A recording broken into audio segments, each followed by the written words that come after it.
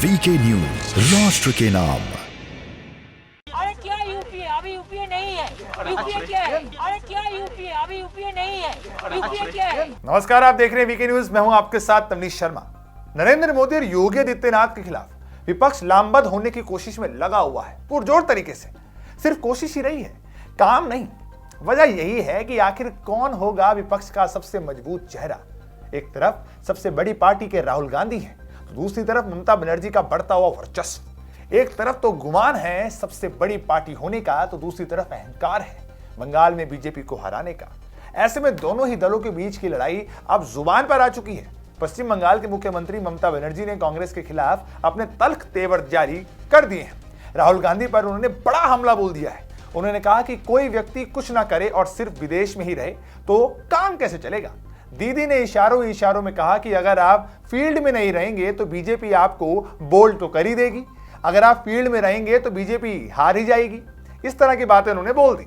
दरअसल ममता बनर्जी से जब पूछा गया कि आखिर आप कांग्रेस से क्यों लड़ रही हैं, तब उन्होंने जवाब दिया कि अगर कांग्रेस और लेफ्ट हमारे खिलाफ बंगाल में चुनाव लड़ सकते हैं तो हम भी उनके खिलाफ जा सकते हैं। उन्होंने कहा कि बीजेपी को हराने के लिए हम ये लड़ाई लड़नी पड़ेगी। ममता ने कहा कि बंगाल बहुत ही शांतिप्रिय राज्य है। उन्होंने कहा बंगाल बहुत शांतिप्रिय राज्य है। बंगाल में हिंसा कैसे हुई, कैसे हिंदुओं को मारा गया, ये शायद ममता बनर्जी जो है भूल गई हैं, या फिर भूल के भी ना भूली हैं। इस तरह की चीजें जो है वो कर रही हैं, लेकिन ये रोज एक वीडियो सर्कुलेट किए जाते हैं। उन्होंने ये भी कहा कि मैं ग्रास रूट लेवल से आती हूँ, जब तक जिंदा हूं तब तक जो है हम लोग लड़ते रहेंगे बीजेपी के खिलाफ। कांग्रेस पर निशाना साधते हुए उन्होंने कहा कि ममता बनर्जी अब जो है बंगाल के मुख्यमंत्री है, और ये मांग जो है ममता बनर्जी करती हैं कि एक एक्सपर्ट कमेटी का गठन जो है किया जाए, जो हमें गाइड करे और ये बताए कि क्या करना है। लेकिन कांग्रेस ने हमारी बातों पर ध्यान नहीं दिया। इस तरह की बातें जो है ममता बनर्जी ने राहुल गांधी के लिए कही।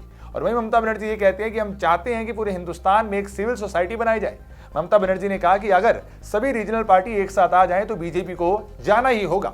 उन्होंने बीजेपी पर तंज कसते हुए कहा कि यह पार्टी जाते जाते सब कुछ बेच देगी। जाहिर है कि ममता अब कांग्रेस से किनारा कर रही है, और ममता की ताकत को देख अन्य पार्टी भी कांग्रेस को दरकिनार कर सकती हैं। अब ऐसे में इस सियासत में क्या ये इस तरह का जो गठबंधन होगा, जो ममता बनर्जी लीडर बनी फिर रही हैं, वो गठबंधन जनता को पसंद होगा? क्योंकि हम तो सवाल पूछेंगे भैया कि देश तो आपका है, क्या इस तरह के गठबंधन में हो रही सियासत आपकी है? सबसे बड़ा सवाल ये उठता है। आपको क्या लगता है, हमारे कमेंट सेक्शन में जरूर बताइए, और देखते रहिए वीके न्यूज। ये है ड्रीम मीडिया नेटवर्क,